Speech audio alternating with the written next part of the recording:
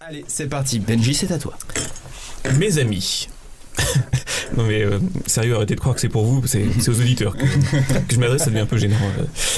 Oui, si Sven, on peut dire qu'on est amis maintenant, puisque nous passâmes une fameuse soirée pizza-bière devant un air de star et... Oui, ce sont ces moments difficiles, partagés virilement entre compagnons d'infortune, qui scellent une amitié dure et longue comme ma bite. Mes amis, donc, j'ai envie aujourd'hui de vous parler de la vérité, comme la dernière fois, c'est vrai. Mais moi, quand un sujet me plaît, c'est comme quand une fille me plaît, j'ai envie d'y retourner afin d'approfondir. Ce qui m'a donné envie de me repencher sur la question, c'est Michael Vendetta. À la base, je vous rappelle, Michael Vendetta, c'est ça. Je suis vraiment un pur beau gosse, mec musclé, beau visage et qui s'habille classe et que voilà, il a de l'ambition, il n'y a pas. J'aime pas les moches, hein, donc je parle pas aux moches. Enfin moi en fait, c'est pas trop mes amis parce qu'en fait tout ce qui se ressemble, ça semble. J'ai supprimé tous mes potes et tout, j'ai dit allez cassez-vous, ils servent à rien. Ils sont supérieurs aux autres ? Oui bien sûr, totalement. En somme, quelqu'un sans réel talent, faut bien le dire, mais qui crée le buzz pour le buzz, une sorte d'objet marketing, ou comme dirait Éric Lauré, je sais pas qui c'est, mais j'aime cette citation, une marchandise dont le contenu n'est rien d'autre que son propre message publicitaire. C'est pas mal, c'est pas mal. Merci. C'est beau. Oui, et puis je suis tombé sur une interview de Vendetta, datée d'il y a 6 mois environ, sur le plateau de Morandini, dans laquelle il parle d'une random bimbo de la télé-réalité, et voici ce qu'il dit. J'ai l'impression qu'elle jouait un personnage. Comme vous en fait, c'est la même chose. J'ai le sentiment, mais après elle a dit qu'elle jouait pas de personnage, donc on mais vous le disiez aussi. Enfin, moi je me souviens de la première interview parce qu'on a fait la première télé ensemble et vous m'aviez dit non, je joue pas un personnage, je suis comme ça. En fait, parce qu'on m'a dit que si je dis que c'est un personnage dès le départ, après les médias vont plus s'intéresser à moi. Et le but c'était d'en faire un maximum pour ensuite après peut-être décrocher un rôle dans quelque part. Alors un rôle dans quelque part, on est d'accord. Ça veut rien dire, mais je pense que vous avez saisi l'idée. Il dit donc qu'il a joué un rôle. Alors, Michael Vendetta n'était-il qu'un personnage monté de toutes pièces, ou bien, comme le pense mon colocataire, dont les analyses psychologiques sont toujours d'une finesse remarquable, s'agit-il d'un gros connard qui se serait rendu compte qu'il était grillé de partout et qu'il fallait promptement inverser la vapeur sous peine de disparaître dans les terribles limbes de l'oubli médiatique? Bonne question. Mais moi, ce qui m'intéresse ici, c'est pas ces gens qui veulent la célébrité pour la célébrité. Sur ce sujet, je reviendrai probablement lors d'une autre chronique.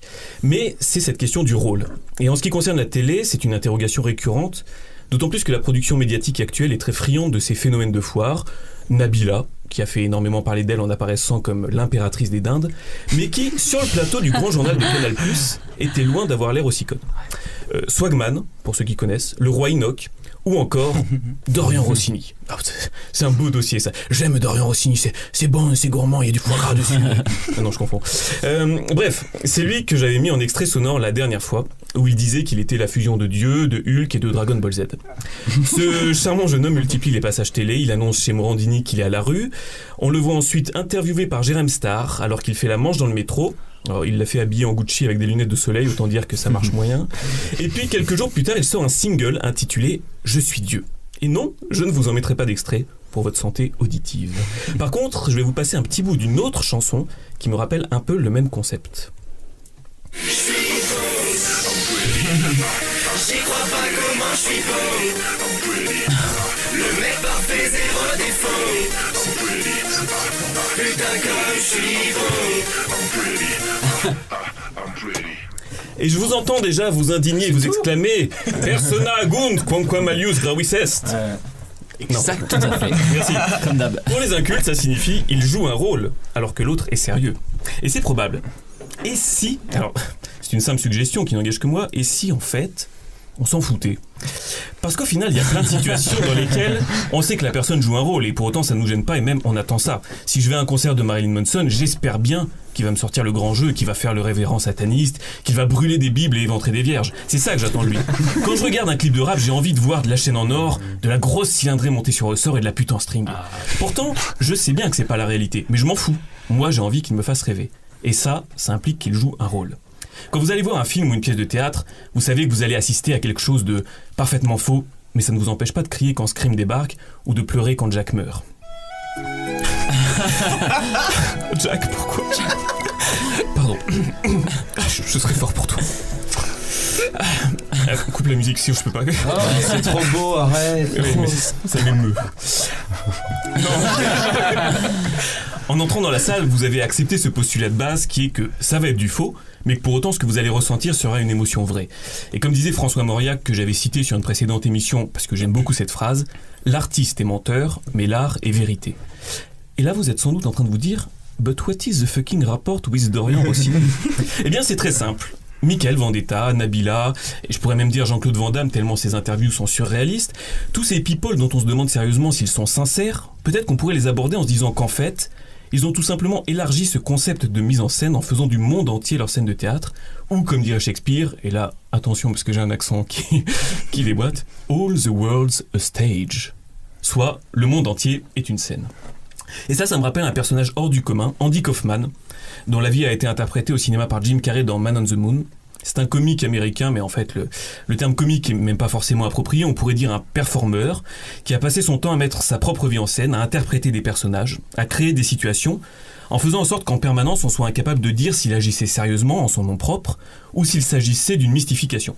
Et dans cette scène que je vais vous passer, il vient de battre une femme dans un duel de catch, après avoir proclamé que les femmes n'étaient bonnes qu'à faire la cuisine, le ménage et à torcher les gosses. Écoutez, je tenais à vous dire merci. Vous avez été très bien. Je vous suis vraiment reconnaissant. Ça va, vous fatiguez pas. Non, attendez. Pas encore. Attendez. Il faut pas croire que je suis sérieux quand je dis tout ça. Ce que je fais sur scène, c'est le spectacle, c'est tout. C'est du cirque à l'ancienne, comme les bonimenteurs dans les foires quand ils chauffaient le populo. Alors vous faites seulement semblant d'être un sale con. C'est ce que je fais de mieux. Passer pour un sale con pour amuser les gens, finalement, l'analyse de mon coloc était pas mauvaise. Aimait susciter des réactions, qu'elles soient positives ou haineuses. Et c'est amusant, sur le mur Facebook de Dorian Rossini, je lisais un des nombreux messages d'insultes, que je vous cite, « S'il te plaît, ferme ta gueule. Pour le bien de la France, tu fais honte à mon pays. » Et il y en a un paquet, un de ces messages. Et en dessous, Dorian Rossini aime ça. Et il y a quelques jours, il écrivait aussi « Merci à tous de me soutenir et de me critiquer, car les insultes correspondent à des bonbons. » Et il a aussi fait, soit dit en passant, un petit film qui s'appelle L'Évangile selon Dorian Rossini, dans lequel il laisse des personnes qui l'insultent et qui le traitent de tous les noms. Donc, comme on dit, il n'y a pas de mauvaise publicité, il n'y a que de la publicité.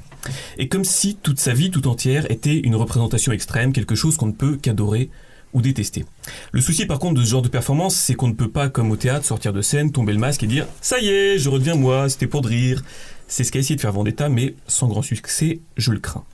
Et d'ailleurs, lorsque Kaufman a annoncé qu'il était atteint d'un cancer des poumons, forcément personne ne l'a cru, surtout qu'au moment de sa mort, il travaillait sur un scénario qui concernait un personnage prétendant être atteint d'un cancer des poumons et qui simulait sa propre mort.